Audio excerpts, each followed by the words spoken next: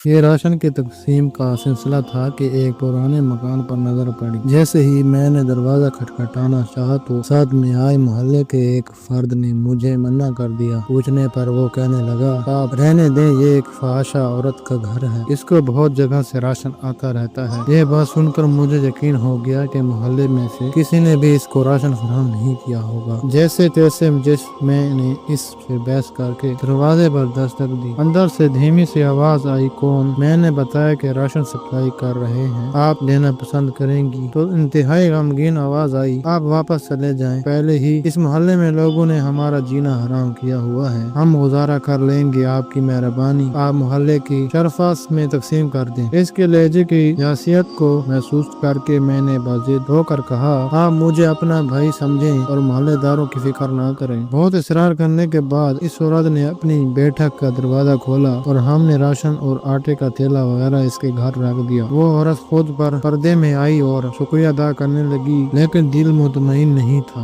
क्योंकि वो पर्दा औरत लग रही थी। मोहल्ले का एक फर्द भी मेरे साथ था जो बार बार मुझे चलने के लिए कह रहा था। उस फर्द की बातों को नजरअंदाज करके मैंने झूठ ही मोट किया और इस औरत से पूछ लिया, बहन आपने ऐसा क्यों कहा कि आपके घर में राशन मौजूद है? कहने लगी, भाई घर में आलू पड़े हैं जो पिछले एक हफ्ते से बना कर खा रही हूँ, मोहल्ले में से किसी ने खबर तक न ली, औरतें मेरे घर नहीं आती। अब मैंने पूछा, ऐसा क्यों है मेरी बहन? वो बेकिसी औरत आंखों में आंसू लिए बोली, मेरे खामद को वफात आए 2 साल का अरसा हो गया है। इस वक्त बहुत हालात अच्छे थे, मेरे 2 बच्चे हैं। कुछ वक्त तो गुजरा, मेरे वालिद मेरे लिए जितना कर सकते थे करते रहे। उनकी वफात के बाद हालात खराब होना शुरू हो गए, बच्चों का और घर का निजाम मुश्किल हो गया। एक दिन मेरे खामद का करीबी दोस्त कुछ अरसे बाद बाहर से आया। उसने मुझसे बहुत अफसोस किया और मुझे कुछ पैसे देकर चला गया। फिर वो कुछ दिन बाद आया और घर का राशन दे गया। दूसरी दफा लोगों ने जब मेरे दरवाजे पर गाड़ी खड़ी देखी तो तरह तरह की बातें करना शुरू कर दी। फिर जब वो वापस बैरून मुल्क लौटने लगा तो जाते हुए मेरे घर आया और कहा,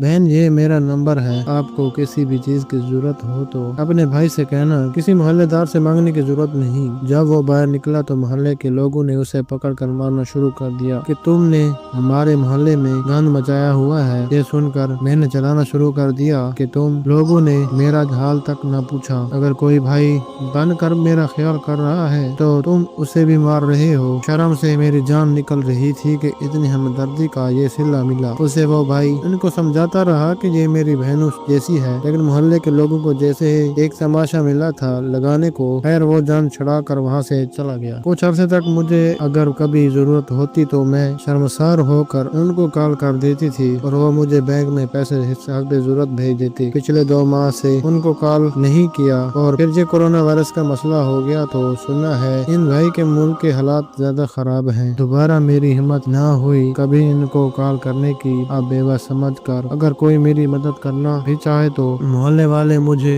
गलीज नजरों से देखते हैं और मोहल्ले में इतने शरफा हैं कि हर कोई गुजरते हुए मेरे दरवाजे पर झांक कर जाता है। बाहर जाते हुए मुझे गौरते हुए जाता है, अपनी औरतों को मेरे घर नहीं आने देते। ये वायरस तो बहाना रखा है, अल्लाह ने हमें राशन भेजने का, वरना जरूरत का सामान तो बिल्कुल खत्म होने को है। कुछ दिनों से इस भाई को कॉल मिलाने का सोचा लेकिन जमीर ने गवारा नहीं किया। सोचा कि पता नहीं इनके लिए हालात कैसे होंगे। मेरे बच्चों को भी अब महसूस होना शुरू हो गया है कि मोहल्ले में हमारी माँ को लोग किस नजर से देखते हैं। हमारे नबी सल्लल्लाहु अलैहि वसल्लम तो दुश्मनों की बेटियों के धर्मों पर चादर रखा करते थे। ये कहा कि दीनदार लोग हैं, अगर कोई मेरे घर में मेरी मदद को आता है तो इसको इस कदर मशकूक नजरों से देखते हैं कि लोगों ने डर के मारे मुझे ज़कात देना छोड़ दी। ये बातें करते करते उसका दुपट्टा आंखों से भीग गया। जो मेरे साथ आदमी बैठा था वो शर्म से पानी पानी हो रहा था। मुझे पता ही नहीं लगा कि मेरी आंखों से आंसू की झड़ी लगी हुई थी। हमने राशन के साथ कुछ नकद रकम भी अपनी तरफ से अदा कर दी। जो शख्स मेरे साथ था वो बाहर निकल कर कुछ बोलने ही वाला था कि मुझसे रहा न गया और उसके बोलने से पहले ही मैं शुरू हो गया। बरोज़े क़यामत तुम लोगों को इस राशन को अल्लाह कैसे कबूल करेगा